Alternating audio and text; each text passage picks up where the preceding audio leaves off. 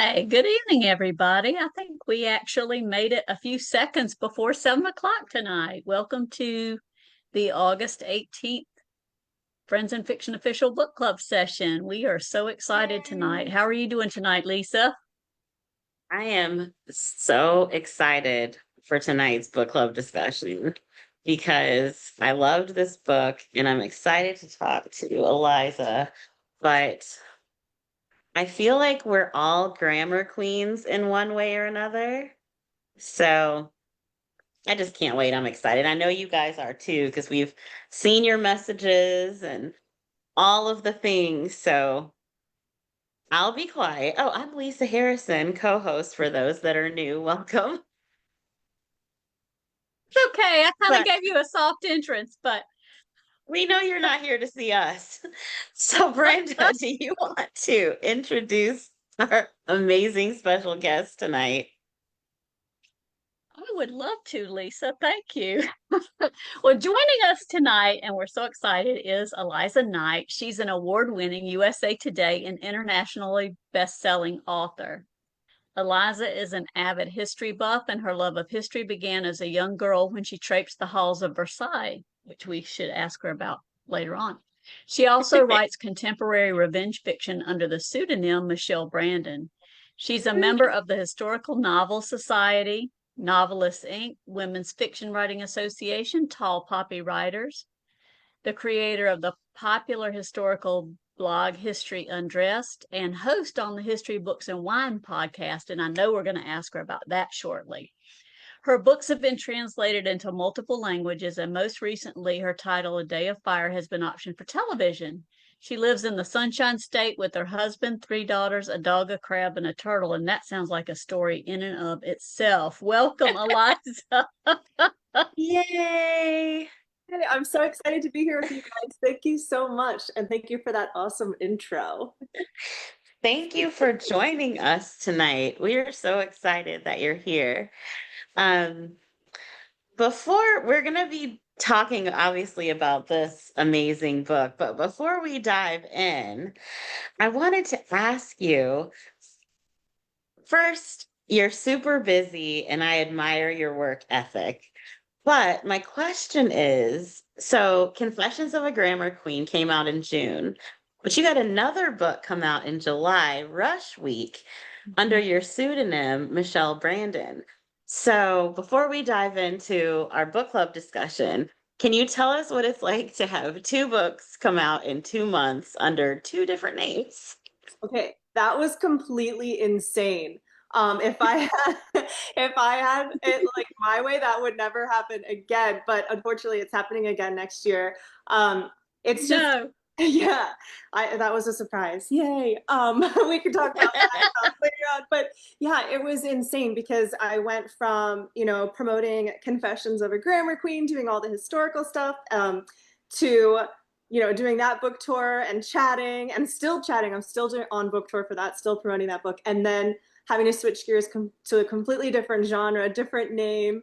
So yeah, it's been insane, but also really, really fun. And I like having the two different names and the two different genres because they're so different from each other. And I get to explore like both genres and both different, like, it's almost like having multiple personalities. Like, I get I to live can a see like, that. life. So today Well, you're putting on the Eliza hat, Yeah, and tomorrow you're putting on the Michelle hat. literally, yes. well, I have my own confession to make because we recently, so I've seen so much about Rush Week, and then I do want you to give us a little summary about that book too, because I'm sure there are some members who didn't realize that you were the same person for both. Like I have been wanting to dive into that book, and we had an event last weekend, and I held it up, and I'm like, I have to read this book, and I want to know that, like I totally am obsessed with it. And then when I found out you were the same author, I was like, oh my gosh. It's like a surprise. Surprise! Eliza Knight Yeah, is the jam. is So Michelle Brandon. I know, so is Michelle Brandon. Can you tell us about Rush Week and what it's about before we jump into confessions? Yeah, of course. So Rush Week is, I call it revenge fiction because it's a bit suspense, a bit thrillery, but it's also like lots of scandal and juicy gossip. And it's basically about four sorority sisters who go to the University of Alabama together. They rush together, they rule their sorority together, but at the same time, they're not exactly doing wonderful things. They've all got secrets, and they have this book called the Spill Book, and they host their spill the tea parties with their sorority sisters, and everybody writes down their confessions, like their deepest, darkest secrets in this book.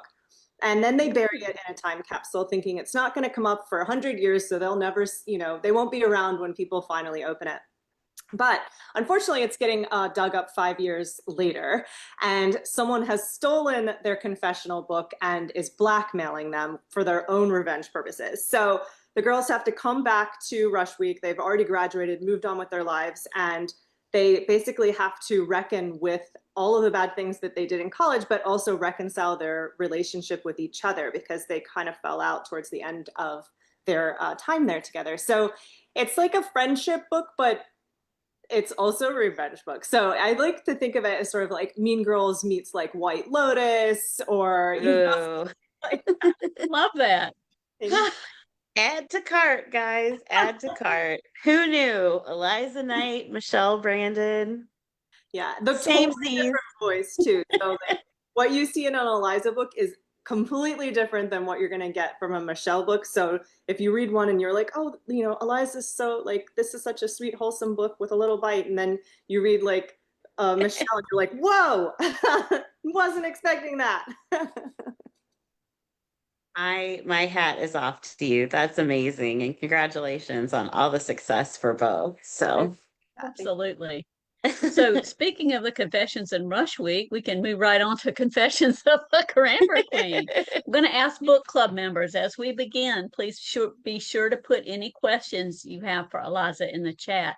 And as always, we're spoiler free until 17, and we will set 7:15, excuse me, but that leaves us lots of time to dig into this fabulous story. So, to kick things off before our spoiler time, Eliza, would you give us a quick summary for those who are tuning in just for spoiler-free time? Yes, of course. So Confessions of a Grammar Queen takes place in 1960s New York City, and the main character, Bernadette Swift, is a young copy editor, and she has aspirations of becoming the first female CEO of a publishing house. However, the place that she works, Lenison Park Publishing, has a very misogynistic boss. Her coworkers are constantly thwarting her work abilities, and so she's got to push past all of that. And so she talks with her friends who she has secret meetings with at the New York Public Library for their secret book club, where they read feminist reads, and then they encourage each other to go out there and seek what they want and ask for what they want, and not to be afraid of pushing back against society's thoughts on what women should be in the 1960s. That is so awesome. And I loved reading about this era because even though it's not that far long ago, it it has a lot of relevance Yeah, to, right. to our experiences today. Yeah. And that's what I love about it. So, as Lisa, you had a question coming up, didn't uh, you, for I did. So we just celebrated our 5-year anniversary for our book club. And we love that Bernadette was in a feminist book club in this book. So my question is, what are book clubs? Do you have any book club memories, or are you currently in a book club? Yes, I love book clubs, and my book club that I'm in right now is in my new neighborhood. So I'm new to the book club for the past year, and I love it because we read, obviously we read books. We meet once a month, and I love how the conversation always devolves into how people connect with the story, and then we start talking about like real life. And I feel like that's one of the things that's so special about having a book club is that you are reading things that you guys love, and you can chat about the book and all that stuff, but then you also like make these really great connections and friendships with other women, and you guys can support each other, and you can be like, okay, I got to talk to my book club about this. Or, maybe you devolve into like, we meet for book club once a month, but now we also go out to lunch or we go out to coffee or whatever it is. I just think that it's such a great way for women to make friends and have friends and a support system. We Oh, always that's say book people are the best people. So And I love that you guys did a 5-year anniversary trip. That is so cool. it was fun. it, We it had a was great pretty time. neat. We started during COVID, and a lot of our members knew each other very well, but not in person Yeah. or not, you know, in real life.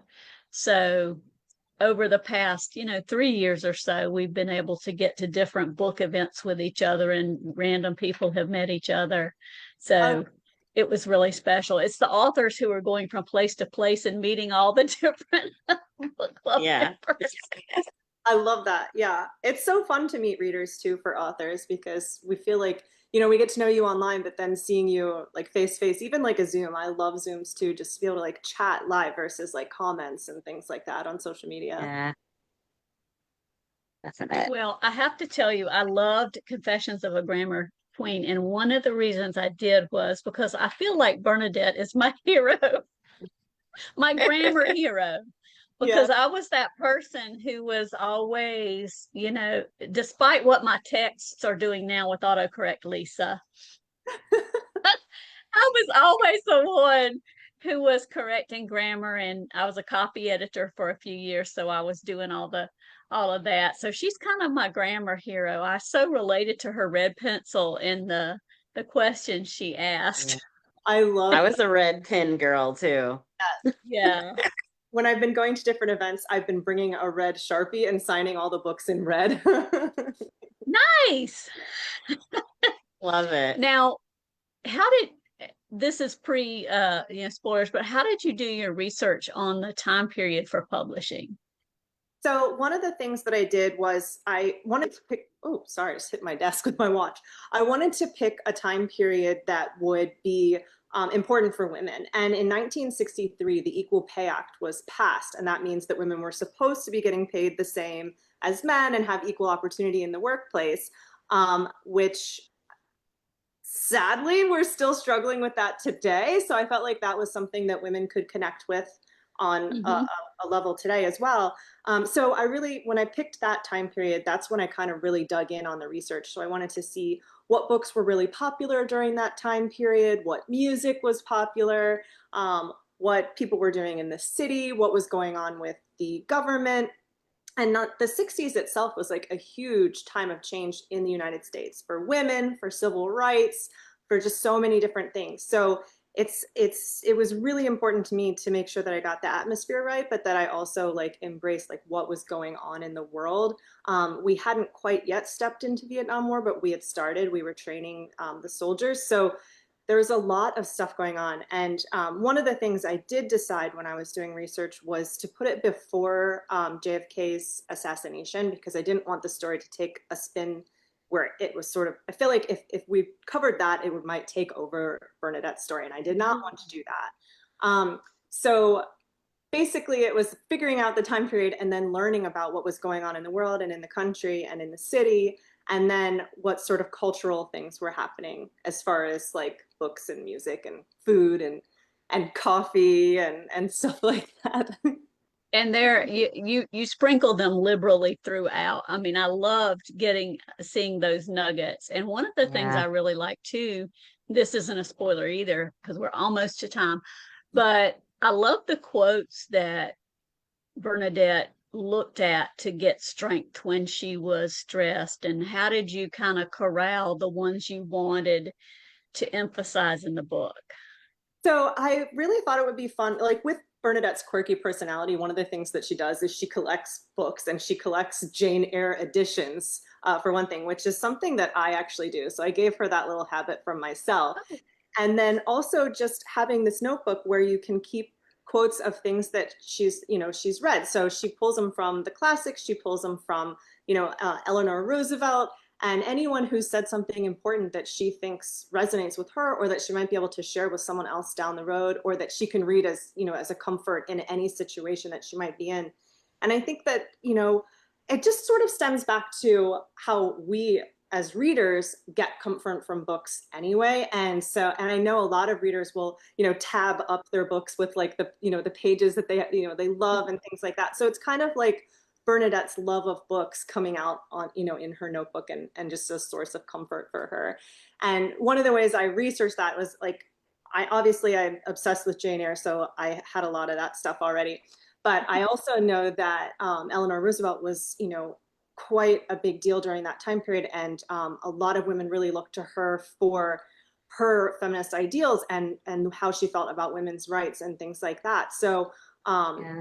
I looked up like famous quotes of hers, and then did like a little bit of research on things that she had said, because some of the quotes that I found weren't actually even real quotes, like people had Yeah. altered them, and that was one of the quotes in the book. I mentioned that in the book because I wanted people to know that, but like Bernadette, she's smart, so she knew that already. I Yes. love that Eleanor Roosevelt was one of the people that you chose to do quotes from, because she was fantastic just as a woman, but she had so many great quotes. Like one of my favorite quotes, like you know how you have your high school yearbook quote. Mine was Eleanor Roosevelt. It was the one where she says, "Future belongs to those who believe in the beauty of their dreams." Yeah. So when I saw that, I was like, "Ooh, there's another great quote from Eleanor." So She's I love that Awesome. little tidbit. Yeah, I love that little tidbit in the book too. there's Yeah, those were great. a really good book that I read. My friend Shara Moon, she's my agency sister, wrote. It's called "Let Us March On," and Eleanor plays a big part in that book too. And I really, really Hmm, enjoyed reading that one, and it gave me like inspired me to also put her in the book as well. that's amazing. Um, Nice. so I just want to point out that it is 7:15 or 7:16, so we can ask spoilers now. This question, we have a question from the chat, and Lisette would like to know, can you talk a little about the musical influences of Confessions of a Grammar Queen? You Yeah. mentioned a particular song that started you down this road. Yes. So I was on a road trip for my book tour for Starring Adele Astaire, and it was during the whole like Eras tour for Taylor Swift. And my kids and I had been jamming out to it. We weren't ever able to make it to the actual concert. We watched it on, I don't know if it was Netflix or Amazon, I'm not sure. But so I was jamming out to that. And there's a particular song in her album called The Man. And if you haven't heard that, highly recommend it. It's like my absolute favorite song. And when I was, on this book tour, I was also in the plotting phase for Bernadette's story.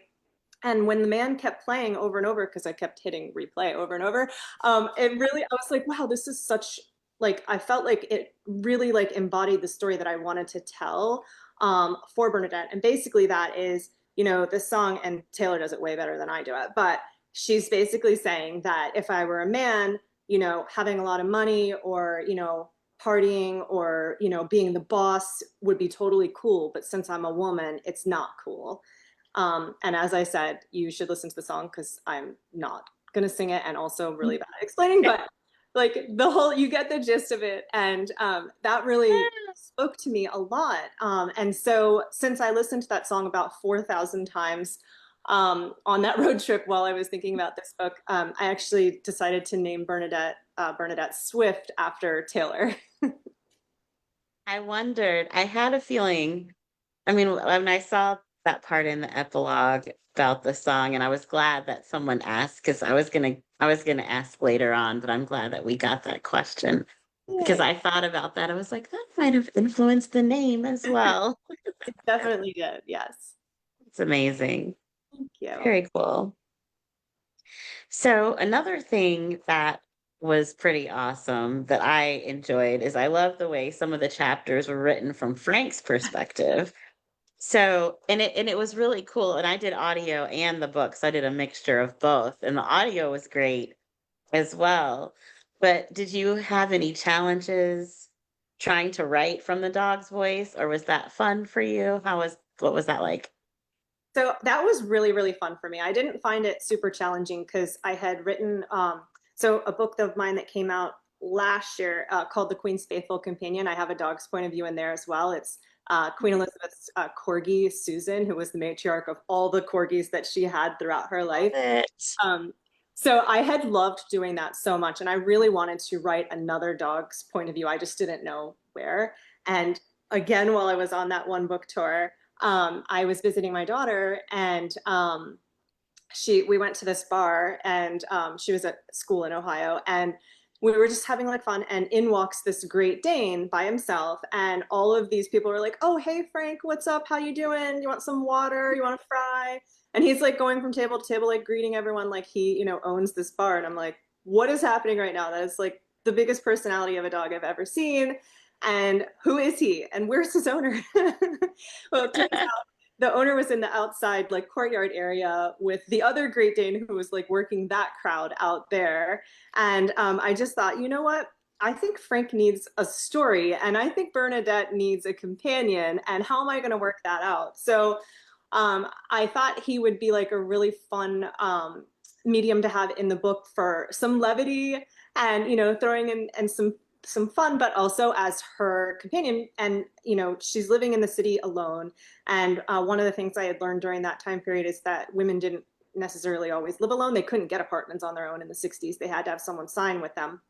But her parents, being who they were, didn't want her to live alone. So they were feeling okay when her brother asked if she wanted to sort of take over Frank's companionship. And so I just had so much fun with him, and I wanted his like personality to really shine, because he's pretty much like the mayor of the little borough that they live in. And the things that he does at work are funny, but also like the guy, her boss, who deserves a little punishment, gets it from Frank. I have to tell you, I think my favorite scene in the entire book is when Frank is making his rounds delivering the mail, and um Mr. Wall comes blustering out, and he attacks him, and I'm just like, yes. I'm And so I didn't make the connection immediately that when she said the word wall, that it Yeah. was him, like at the very beginning when he started shredding the paper. And then I yeah. was like, oh, that's why. I'm so glad you like that, because originally, so I did that, and then I thought, like, when I was going through edits, I was like, "Oh, I don't know if I should have that in there, because I don't want anyone to think that like Frank is a violent dog. Like he's not an attack dog. Like he's going to protect her." But Uh, so that's when I was like, okay, we have to make it like, um, it's just a command word. Like he doesn't know any better. He's like, "Oh, well, we're shredding." Exactly. But that kind of makes him a superhero because Right? yeah. battling, he's battling There's evil. Exactly. there's a lot of love for Frank in the chat. Oh, good. Debbie says Frank was such a fun chapter Oh, and she loved hearing his voice on audio. Lee says, I love the Frank chapters with his point of view and voice. Susan said, I love Frank. Yeah, there's lots of love for Frank in the chat. So guys, so he's much. I'm definitely a so loved glad you character. like him. He So was like, you had started your planning with Bernadette on the book before, Frank waltzed into the bar. yep. And then I was like, okay, it's happening. And There, you had to add it to the story. I love that. yeah. I do too. That's And awesome. the other thing I love, I'm going a little off the beaten path here, but it just made me think of it. I love that you tied in Mr. Wall and Mr. Bass's spouses into the book club, and so they were all like this, gang of, not gang, but you know what I mean, like this band of women who were, fighting for their rights together. Yeah, and supporting That's each not a other. question, I realize, but But it's true. And I don't know if you guys picked up on this, but one of the other book club members, the one named Ruth, who's the young lawyer, she is based off of Ruth Bader Ginsburg. I didn't want to say her whole name because I wasn't sure like how that would work out like with like legal stuff, but yeah. I based her whole character, like all the stuff that she talks about is stuff from her real life, and I wanted to have like that like, feminist character in there. So yeah, I loved doing the book club, and I thought it was so fun to like add in Mr. Bass' wife and obviously Mr. Wall's wife. And I love I too love the that. oh, I'm sorry, Lisa, but I love the clandestine meetings outside, lurking outside the library to get slip in the side door was just hilarious. I thought so too. I had visited the library again on that book tour. Like all these pieces came together like while I was doing another like promotional events, and I had done a tour there, and there was like this wall, like a wooden gate, and down and then like down the hall was like all these like old timey looking like I think where they would keep like the old catalog like cards and things like that. And I wanted to go back there so bad, but it was locked up and there was a guard there. And I thought, you know what would be so cool if people like could like somehow sneak in after hours and have like a cool thing going on. Not that I would encourage anyone, don't sneak into the New York Public Library. Like don't get arrested. Don't do it. Flamer. Yeah, I just think that that would be so cool to like be able to do that. That would be pretty cool. I have a question from Debbie from the chat, and would like to know if, besides Ruth, are there any other characters based on real historical Yeah. figures? Yes. So Mr. Bass is actually based on someone named Mr. Cass. Really clever of me, right?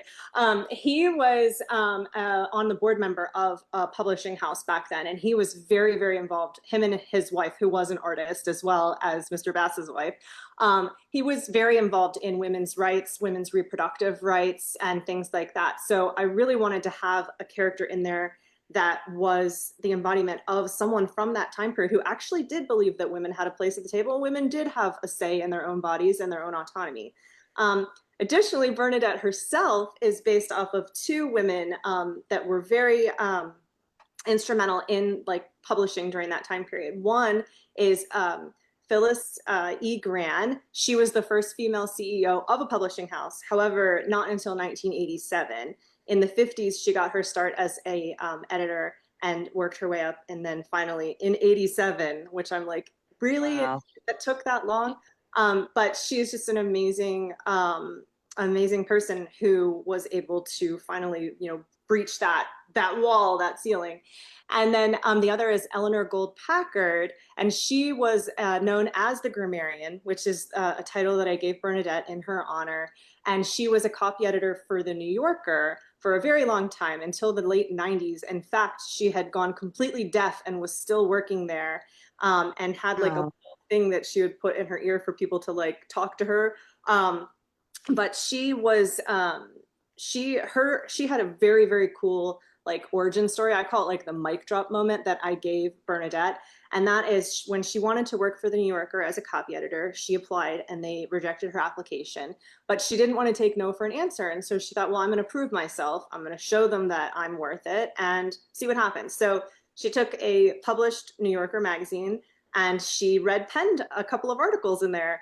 And then she took it back to them and she said, you published this, by the way, I've corrected a couple of the things that you actually published. So what do you think now? Do you think I can work here? And they obviously hired her right on the spot, and she worked there for, I think almost 50 years or something like that. But I just love that. And they called her edits gold proof.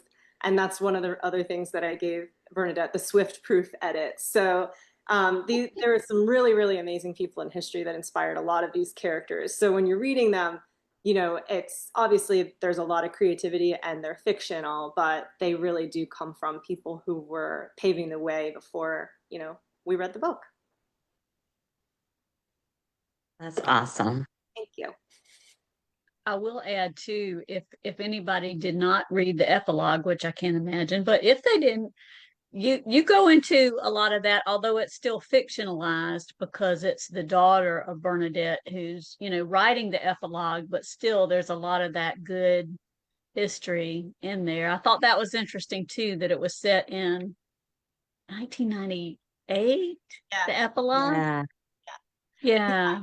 It's actually Bernadette and Graham's daughter. I don't know if you noticed, it was Lee Reynolds. That's her name. So I was kind of like my hint that, Bernadette did end up marrying Graham, and then they ended up raising this journalist daughter. So yeah, I thought, so I love an epilogue. I know some people are like, oh, I hate prologues. I hate epilogues. I love them. Like, give them all to me. I do too. So I was like, I want to do an epilogue, but I wanted it to be done in like, a different sort of way that would kind of match sort of, the book. The book is all about publishing Yeah. and writing and things like that. So I thought that the daughter writing an article about these, women in history for publishing would be fun. Very cool. Thank you. I I have an advanced question from Instagram, and it is, how do you balance proper grammar with authentic dialogue or character voice? Woo. It's really difficult. And also, it's sort of where you can play a little bit with dialogue, because if people talk a certain way, not everybody is super polished. So you can get away with some of that in there. Um, so there's way more balancing, I feel like, not in dialogue than maybe in dialogue. But I like to get away with stuff in there and make people's speech patterns like a certain way. Maybe give someone like a little thing that they say sometimes. I did that a lot actually in Rush Week. One of the girls doesn't cuss, so like every cuss word is like, "Oh my Chanel" and "What the Prada" and stuff like that. Like that show, The Happy Place. They're like, what the fork? Yes, I love that show. That's so funny. Ah, Oh, I gotta rush out and get Rush Week. I know. That's gonna be another Yeah. addiction. And Lisa didn't confess earlier before, but I think, didn't you see Eliza promoting Rush Oh Week yeah, I and did. go, I confess that I didn't realize you were the same person, but I was like, but you didn't? man, I hope this Michelle Brandon supports her as much as she's supporting her, because that is a good supporting author right there. You want Eliza Knight on your team, because she is really doing a great job supporting her friend. And then I felt like a total idiot. See, Brenda called me out. I wasn't going to share that part, but No, and I I was had like, to. oh, I think it's so funny, and honestly, you're probably not the only one, because I've had people say, "Oh, I didn't realize that you wrote both those." Like, I think it's totally, like, yeah, totally normal. most people don't. Yeah. Well, we had a couple people in the chat were like, "Oh my gosh, I didn't realize you were the same. Like, I gotta pick it up." Because I saw it and I was like, I totally want to read this book. And I think the first time I saw it was I follow you on Instagram. I know I saw it on your Instagram, but I was like, man, I love seeing authors support other authors. And she's like a girl's girl, and she's got this feminist confessions of a grammar. Like, she's my best friend in my head. Michelle is so lucky. Michelle is To so have such a lucky. good friend. I'm dying. That's hilarious. And now I'm like, what the fork? You're the same person. What the Prada? Okay, we're spinning out of control. It But I had to do happens. that, Lisa, because to me that was just so funny, because that was actually, you were admiring it, but It was like, I love her. She supports other women. And then I'm like, wait a minute. Not that you don't support other women, not saying that, but Yeah. it was just really that aha moment was like, okay, that's great. I Great, great. love And people are laughing at us in the chat right now. So, Okay. as they do. With us. I do want to share one comment from Lee. She said she did pick up on the name in the epilogue and was happy to Yay. reach the realization that Bernadette married Graham, because Graham is a yes. great book boyfriend. I had so much fun with Graham too. Like, so also, it's funny because so he started out just being like, a nerdy book editor, but super cute. And she really, had a lot of flirtation with him. And I don't remember if it was one of my editors or one of my beta readers, but they were like, could you maybe make him a little bit like more like something like more like masculine? That was like, what? And then I was like, okay, wait a second. What's like the most masculine thing a guy does? Rugby. Like worse than football, worse than soccer. And so I added him in as being like a rugby player. So I'm like, this is like my sexy nerd. Well, that's why he plays rugby. That is so funny. Because Graham is awesome. I mean, I he's, love Yeah. brainy this. and empathetic, and Yes, like I didn't want to change his personality because I thought he was perfect. Like, and he's perfect Yeah. for Bernadette too. And I think he's the kind of guy that like most, women want to be with. So I love my Graham. I do too. And we talk about book boyfriends a lot on our shows or happy hours. And it was so funny. One of our book club members, Andrea, as soon as she was finished reading the book, she sent me a text and was like, I think I just found my new book boyfriend in Graham. And I'm like, ooh. I absolutely love that. Yeah, we're a And he's fan of not Graham. only a book boyfriend, but he's a book boyfriend because he works in publishing. That's true. Right? It's true. Like the ultimate book boyfriend. That's right. Yeah, exactly. Oh, Also, like when she, she says or says to her about like the Jane Eyre quote. He's like, "What, you think I haven't read Jane Eyre? You think I don't like the Bronte sisters?" Like, I'm like, that's right. He would know that. Yes, He's man enough to say he likes Jane Eyre. I love that. Where are those guys? Okay, that's a whole nother conversation, but where are those guys? The single ladies Hey. want to know.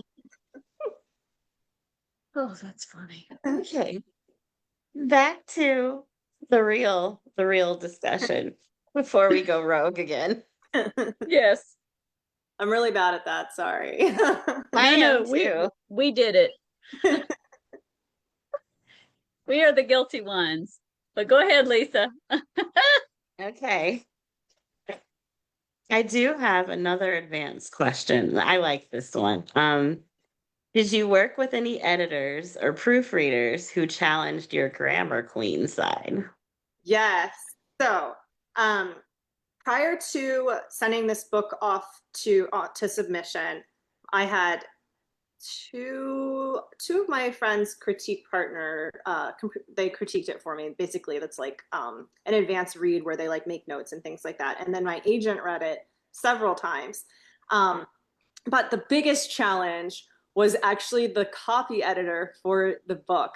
So my editor sent me a message and she said, "Okay, copy edits are here. I think you might be asking me for an extra week on this one. Let me know." And I thought, oh no, I don't want to open it. Normally your editors like turn it in here. They never want to say like, "Oh, well, you might need extra time." Like, so I opened it and it was like, the copy editor basically was like, "Okay, challenge accepted, hold my beer, I am like going to town on this one." And I've had really amazing copy editors and they always do their job very well, but I think she took exception to this one, being that the character was also a copy editor. So she did such a good job. So if you see any typos in it, don't tell me. But I did ask for the extra week, but it was like it was also just a fun challenge because she, normally they correct something and they don't go into great like she would correct something and like every correction had like a comment where she like went into detail telling me exactly why something had been corrected or changed, and she was like, she took it seriously, and I absolutely respect that and loved that. Well, that was Bernadette's character too, Exactly. because Yeah. she was all about the detail. I love it. Yes. I feel like Bernadette Yes. was like, "Okay, here, tell Eliza this." Oh, that's so funny. That was a great question. Um, I was curious about something, and I thought it was just the neatest thing. Once Bernadette, she was vindicated after Mr. Wall. We're spoilers. After Mr. Wall fired her, and was given the promotion and really earned her way by just being an excellent, planner and organizer right from the get-go.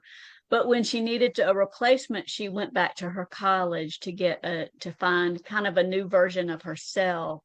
And again, I tend to ramble and not ask actual questions, but I'd love to know if there was a story behind that choice in the book. Yeah, so I wanted her to go back to her alma mater, which was an all-girls school, and gave her the opportunity. She got her internship with Lennox and Park, and then eventually her job there by having gone to that school and making connections there. And then the girl that she ends up calling and hiring is kind of like a nod to my grandmother-in-law. Is that what you would say, maybe? But she lived in Pennsylvania, and she would ride the train to New York a couple times a week to work at a magazine. So it wasn't the same job, but I was like, you know what? I think that's really badass because back in the day, that must have been extremely hard to do. And she Mhm. wanted that job so bad. And I just thought, I'm going to give her a little nod here.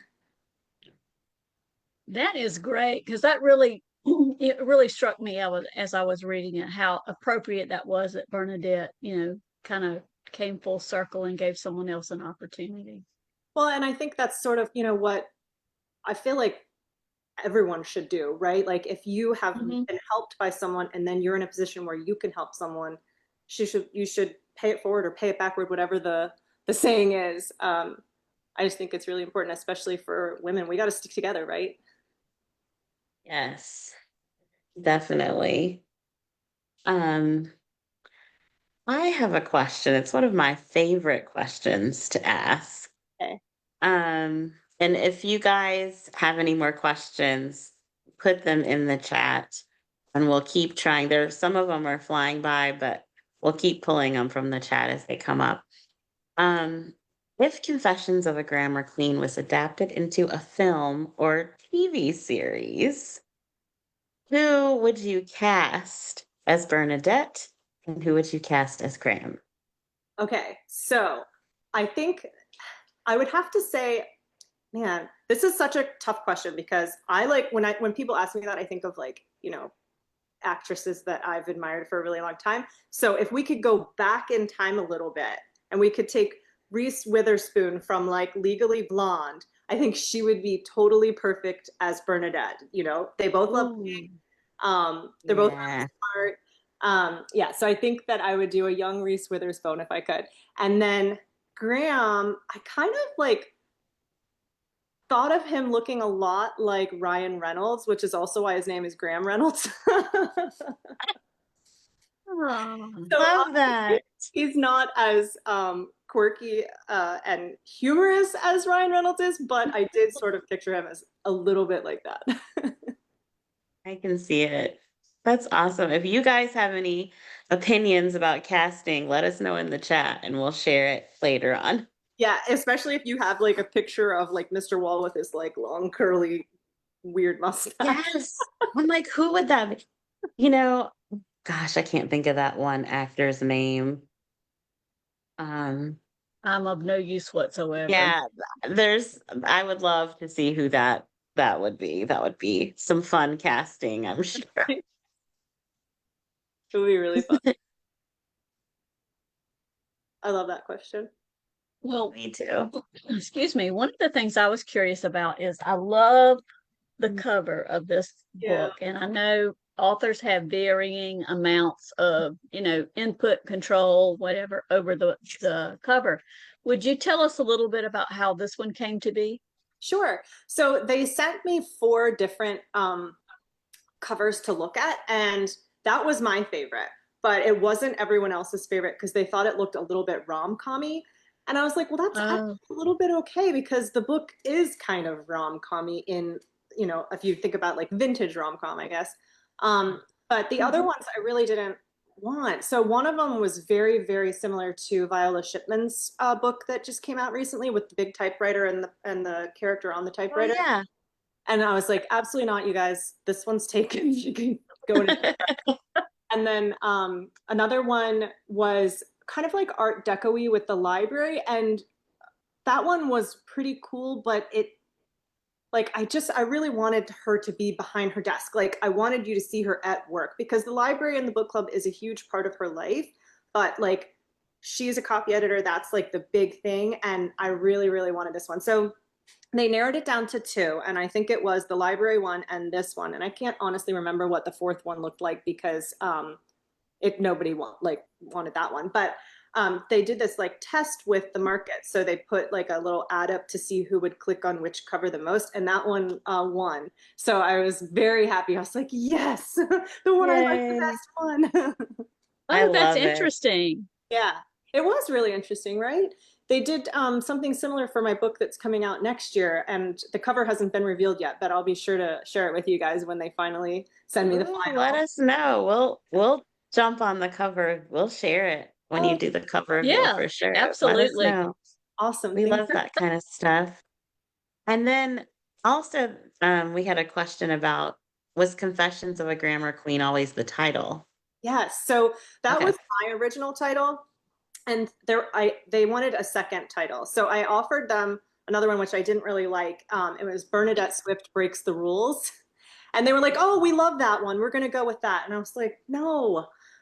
So they did the testing with the title too, and Confessions of a Grammar Queen won the title as well. So I was like, yes, I do know what Yay. I'm talking about. I did write this book, guys. Like, I know that this works. So I was very happy about that because, part of Bernadette's arc is that she sort of breaks all these rules that she's made for herself, but also society's rules. So it does match, but I just like this one so much better. I love it. It's perfect the way the title, the cover, Yeah, and it's there's this perfect. I read this book when I was trying to figure out like everything that I could about being a copy editor while I was writing this book, and it's called Between You and Me, and it's then the subtitle is Confessions of a Comma Queen, and that was by Mary Norris. And if you like to read like nonfiction books that are fun and entertaining and teach you a little bit, that is like I would recommend that book if you're looking for something like that. I really enjoyed that one. And so I was like, "Ah, Confessions of a Grammar Queen, perfect." That's awesome. So Anna from the chat would like to know, is there a memorable book signing experience you'd like to share from any of your book events? Oh my gosh, they're all so fun and memorable because I get to meet readers face to face and like obviously share these stories with them and answer questions. And it's just so like rewarding to see your book come to life, something that you've like sweated and cried. And I didn't necessarily bleed over this, but my brain felt like it was bleeding a lot of the time. And then to see people be excited about it. So I think that um, all of them are really, really super special. And I don't know. I I don't know. I think they're all just really, really fun. I can't say that I've had like a particular like that was the best one ever because they're all just really cool. That's that's cool. At least, well, maybe you Interesting. haven't had anything crazy, so that's nothing too Yeah, I crazy, so guess that's that's good.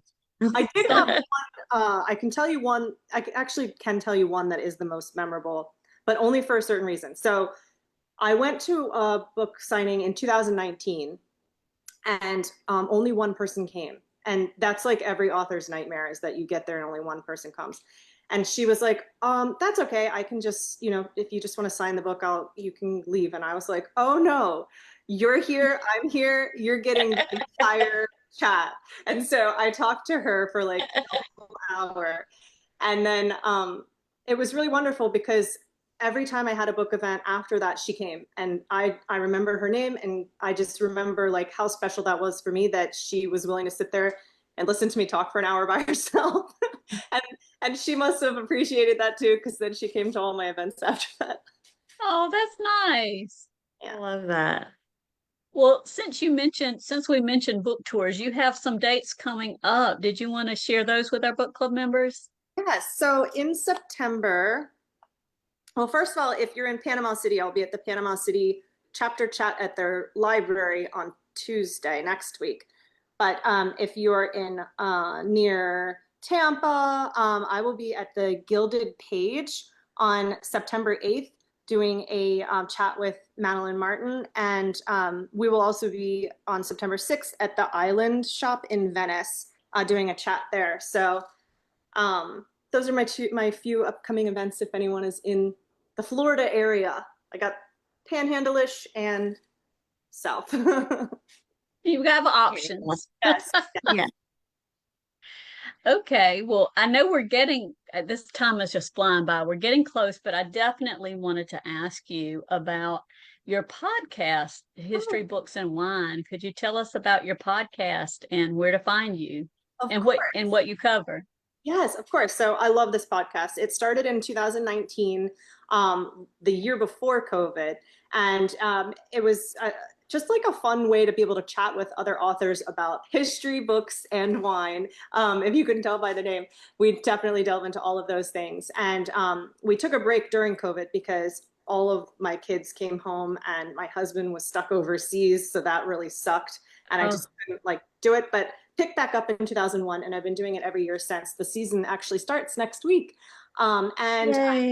yeah, so while the season goes, it's from about September-ish to mid-June. It's starting August 26th this year, but weekly chats with different authors who've written either historical novels or novels that have history in them, or just even if I find their background interesting. We've also had historians on, we've had wine connoisseurs, just a fun little happy hour chat is what I call it. We talk about what we might be drinking. It's not always alcohol. And then, about the books. And Love you it. can find That sounds right up our alley. Spotify, Apple. Thank you. Yay. well, Very cool. what are you working on next? I think what, who's coming up next, Michelle or Eliza? Ooh, she's frozen. Hello, Michelle's next. Oh, can you see me? Yeah. Can you hear me? It Okay. It just froze blipped for for a a Like, couple second. of seconds. sorry, it's like getting ready to storm here. Ugh. It's hurricane season. Yay. Oh, Yay. Michelle is next, May 5th. So in the springish of next year, my book Tradwife will come out. I actually just turned in the edits today.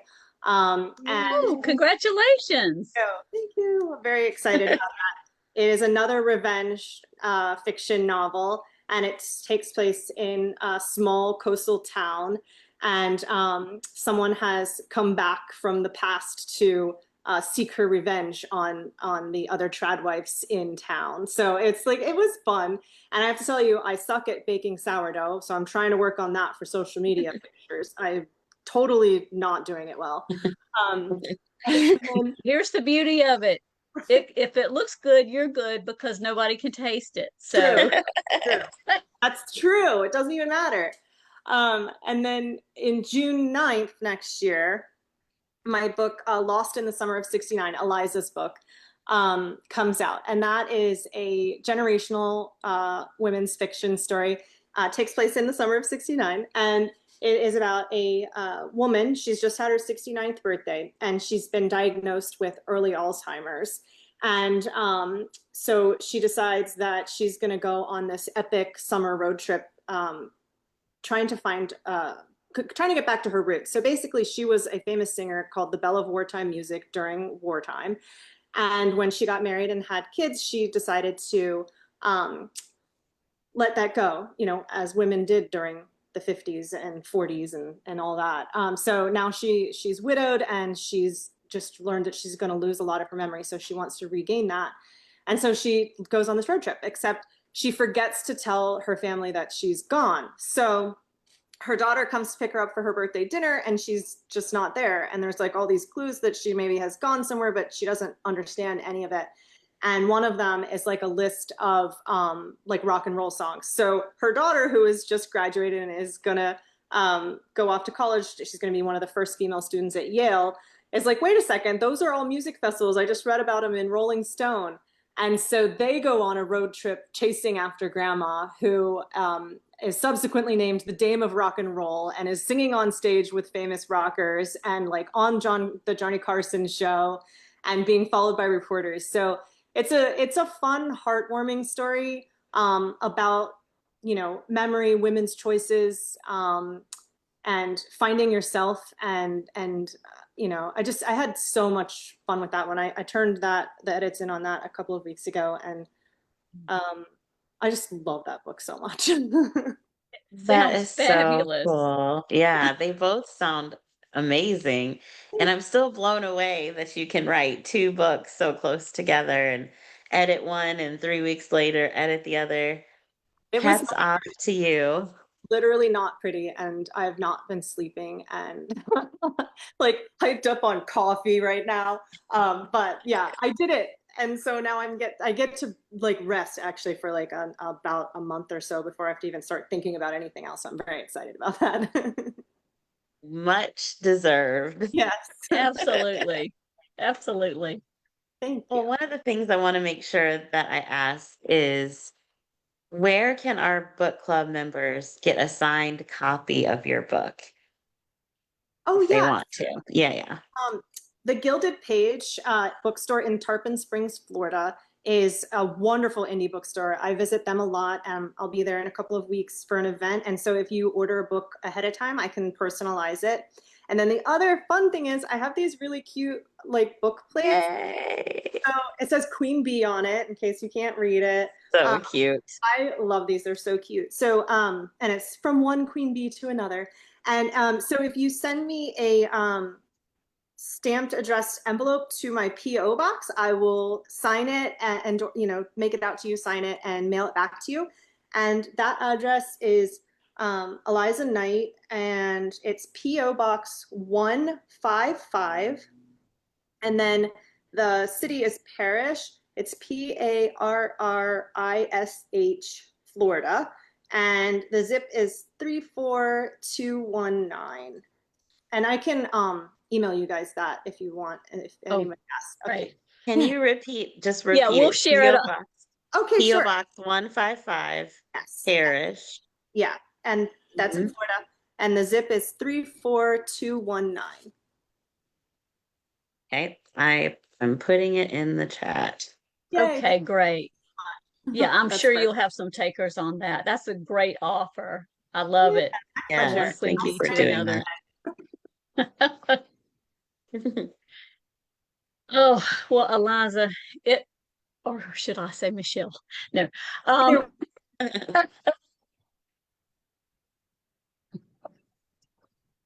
Oh, goodness. Well, it has been such a pleasure talking to you tonight. It passed by in a blur. It was so much Oh, yes. fun. I Thank you so much. loved I this book, appreciate it. loved Bernadette and her spunk and her spirit. Thank you. And And we this will cute little bookmark. continue sharing I this love it. one. I love it. Those guys are awesome. This has really been so fun. Those were amazing questions, and you guys have been so, so kind. I love you guys. Oh, thank We love you. you right back. So thank We you do. for joining Keep on us. writing. Oh, I definitely will. It's an addiction. And definitely let us know about that cover reveal because Oh, we'd yeah, love to share. Yeah, I will for sure. Thank you so much. I appreciate that. great. Thank For you. Have a joining great night, us. Eliza. You guys take care. Good Bye. night. Bye. Oh my gosh, my cheeks Oh, hurt. I know my cheeks are hurting too. It was so cool. Shouldn't make that face. What? Yeah, let's take a snapshot of that one. As it happened, I was like, eek. What was the word she said? I don't know. Four. Oh, that one. I was like, which word? Oh, goodness. That was a lot All of right. fun. Thank you for hanging on with us to the after show for just a few minutes because we wanted to go over just a few announcements. First, one exciting one is Yay. our next happy hour, which unfortunately won't be live like last weekend, but we'll be having our regular virtual happy hour with Ron Block on September 4th at 7:30 p.m. Eastern at our usual time. Yes. And our September book club will be on September 15th to discuss August Lane by Regina Black. I'm excited for this discussion. It's going to be fun. Me too. Me too. And we also have our reading challenge. So for this month, it's to read an author's sophomore book. And then the reading challenge for September is one we all need because it's to read a book that has been on your TBR list for over a year. And I know we all have those books Yeah. that's been on our shelf that we've been looking at, waiting for the right time. So September is the time to bang out as much of those as you can. I'm gonna try to read like 3 or 4, as many as I can. So I that would be hesitate to fun. look I because know. I. Anyway, There's so many. I'm like, oh, I want to read this. I want to read that. I want to read. I need a reading clone. I do too. And I need an audiobook clone too, because I feel like there are certain books that would be like I would love to hear Frank's voice in the audiobook, but It's I so read good. it. So anyway, There's a I'm couple people rambling. in the chat who mentioned that they loved hearing his voice, like that did audio too. So yeah, it was really good. Well, and I guess I'm still kind of, coming off of the big 5 year anniversary wave. And I Yeah. just want to thank everyone who was able to attend the event Mm. and those who weren't for supporting in any way and liking the photos and It's just been a being part of this, whirlwind.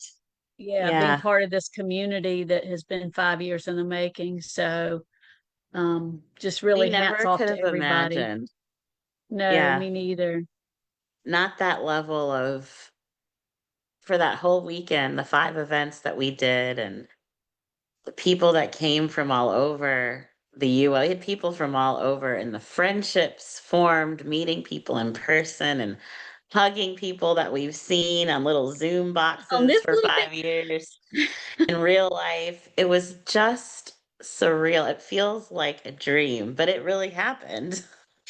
I still have yet to post my photos in my comments. I'm just soaking it all in from everyone else's pictures and all the memories shared. It was just fantastic. So thanks for to everyone involved everyone for and all of our book club making it members. that You have way. been Yeah. just fabulous in the face of regular life and COVID and everything else. Um, it is funny. I when you mentioned posting, I've posted a few things, but I can't seem to get down to like my real thoughts yet because it was such a whirlwind and so many of the pictures of our book club members that I thought I had that I didn't have because I really wanted to do a post just of them and just gratitude, but we'll see what I got. We know I'm not the photographer in the group, let's just I'm say like, that. I can't believe I haven't posted, but it was like, this is the first time there were so many people taking photos. Like I took a lot, but I'm just But you weren't. enjoying everyone else's. And I do have some great ones on my, now I'm just gonna hold out. Yeah, I you've been might wait a holding month. out.